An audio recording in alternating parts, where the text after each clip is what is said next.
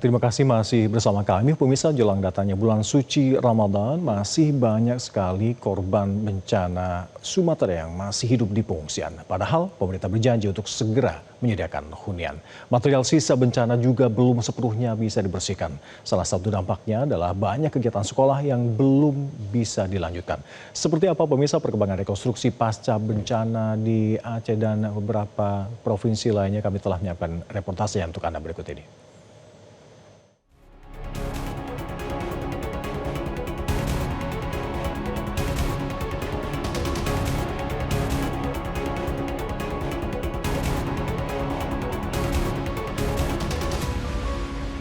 Ya, saat ini saya sedang berada di kawasan pemukiman warga Umang yang saat ini masih mengungsi di posko pengungsian darurat yang terpusat di sini, di mana di desa ini sendiri ada sekitar 104 kakak dan sekitar 400-an lebih jiwa yang saat ini masih mengungsi di tempat ini dan belum dibangunnya hunian sementara oleh pemerintah. Dan seperti terlihat memang masyarakat desa Umang saat ini masih berada di posko atau hunian-hunian yang dibangun secara darurat yang merupakan tempat warga saat ini.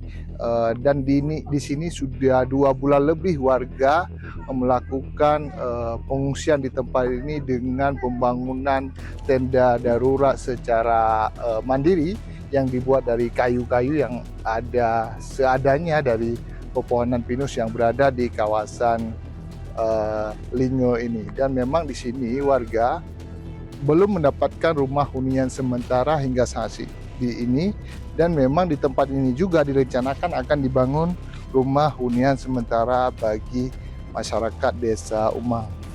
Dan beginilah memang suasana masyarakat di desa Umang yang setiap harinya berada di posko ini sudah 2 bulan lebih. Ibu, ya, masyarakat memang memanfaatkan tempat posko darurat ini sebagai hunian sementara hingga saat ini sambil menunggu hunian nantinya dibangun oleh pemerintah. Memang di tempat ini tidak ada tenda-tenda yang seperti di tempat lainnya, mengingat memang warga lebih nyaman dengan tempat seperti ini karena memang di sini daerah yang memang angin yang lumayan kencang apabila cuaca ekstrim terjadi dalam 2 hingga 3 pekan terakhir. Dan memang pemerintah sudah memprogramkan untuk pembangunan hunian sementara di lokasi ini yang merupakan lokasi yang diberikan oleh pihak THL atau Tusam Lestari untuk pembangunan rumah hunian sementara bagi masyarakat desa Umang. Tidak hanya untuk hunian sementara, di tempat ini juga direncanakan untuk pembangunan rumah hunian tetap nantinya. Yang untuk mengetahui bagaimana harapan-harapan masyarakat desa Umang sendiri, mengingat memang dalam waktu dekat akan memasuki bulan suci Ramadan dan Lebaran Idul Fitri. Kita saat ini sudah bersama dengan salah satu warga bernama Ibu Julita. Ibu Julita, apa sih harapan daripada pengungsi mengingat ini ke depan akan memasuki bulan suci Ramadan? Harapannya kepada pemerintah, semoga hunian sementara kami cepat dibangun, mengingat sebentar lagi akan melaksanakan puasa, megang, dan sholat tarawih.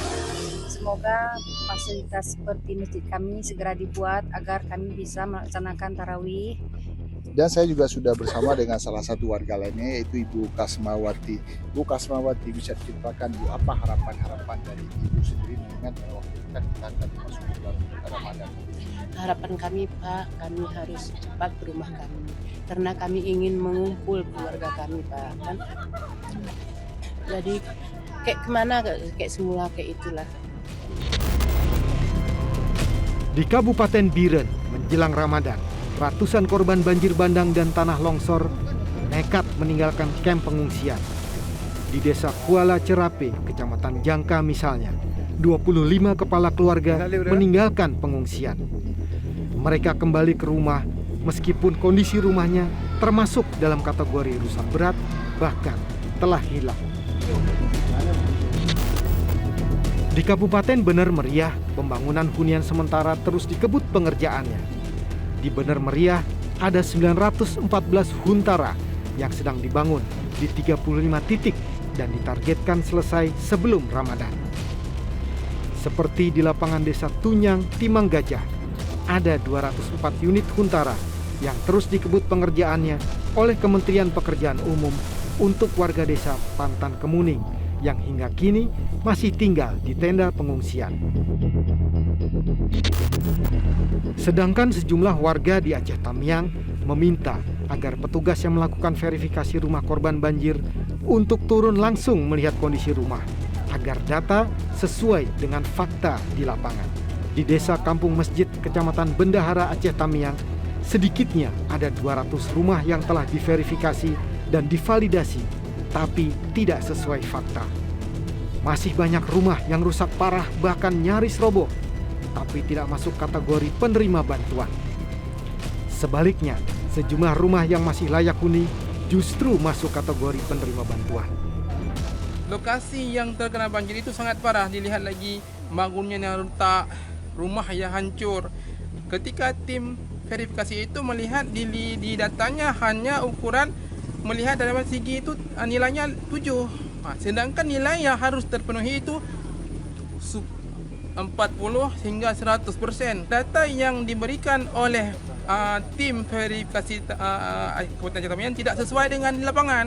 Kami memintakan kepada pemerintahan Kabupaten Aceh Tamiang untuk mengutus tim verifikasi ulang, jangan terjadi kegaduhan di dalam masyarakat. Atas kejadian ini, Pemkab Aceh Tamiang menyatakan akan melakukan verifikasi ulang. Bagi warga yang rumahnya rusak tapi tidak terdaftar sebagai penerima bantuan, dapat melakukan sanggahan melalui pemerintah desa setempat. Ketidaksesuaian data hasil verifikasi dan validasi rumah korban banjir juga terjadi di Kota Langsa dan daerah lain di Provinsi Aceh.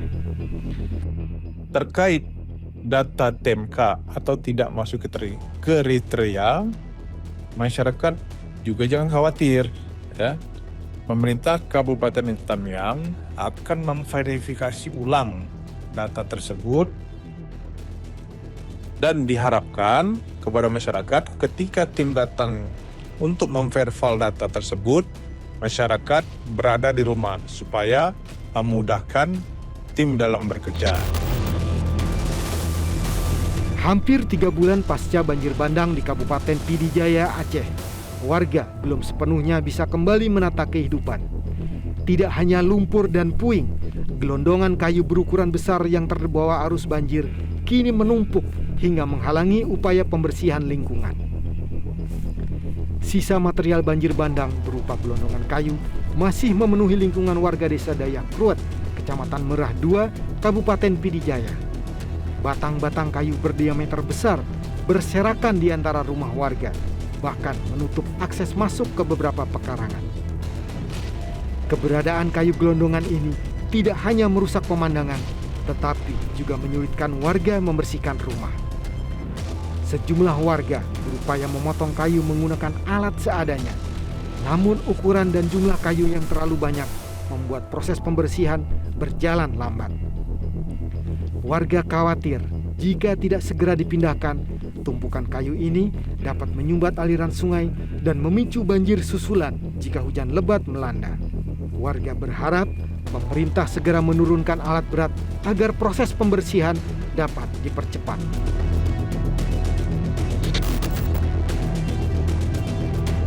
Status tanggap darurat banjir bandang dan longsor di Kabupaten Pidi Jaya telah diperpanjang 5 kali. Hingga kini masih ada sekolah yang tertutup lumpur. Kondisi sekolah Madrasah Ibtidaiyah Negeri 4 Dayak Kruet, Kecamatan Merah 2 misalnya, masih sangat memprihatinkan karena belum ditangani secara maksimal. Bangunan sekolah rusak dan sarana belajar mengajar masih sangat terbatas karena banyak perlengkapan sekolah yang hanyut terbawa banjir.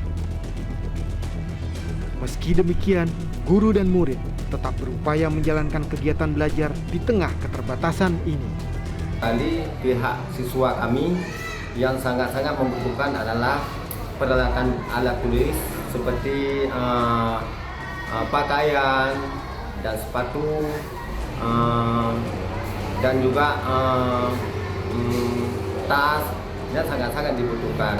Imbasnya ada ini bangunan yang paling sangat nggak layak lagi. Kalau memang ada bantuan, tolonglah perhatikan kepada Min 4 Pidijaya. Jembatan gantung yang dibangun pasca banjir bandang di Kabupaten Gayo Luas kini sudah bisa dilalui oleh warga. Sebelumnya, jembatan di Desa Rambung Musara itu terputus akibat diterjang banjir. Keceriaan terpancar pada wajah anak-anak korban banjir warga Dusun Begade, 4 Desa Rambung Musara. Ketika mereka melintasi jembatan yang baru rampung dikerjakan oleh warga, anak-anak terlihat gembira tanpa rasa takut lalu lalang melalui jembatan sepanjang 100 meter ini yang membentang di atas Sungai Lawe Alas. Jembatan gantung ini merupakan akses utama yang menghubungkan warga ke beberapa pemukiman dan perkebunan di seberang sungai di wilayah Kecamatan Putri Bentuk. Kini, detak jantung perekonomian di desa ini mulai kembali pulih karena akses ke kebun warga sudah kembali normal. Kami akan kembali dengan sejumlah informasi lainnya untuk Anda. Tetap bersama kami di Top Report, pemirsa.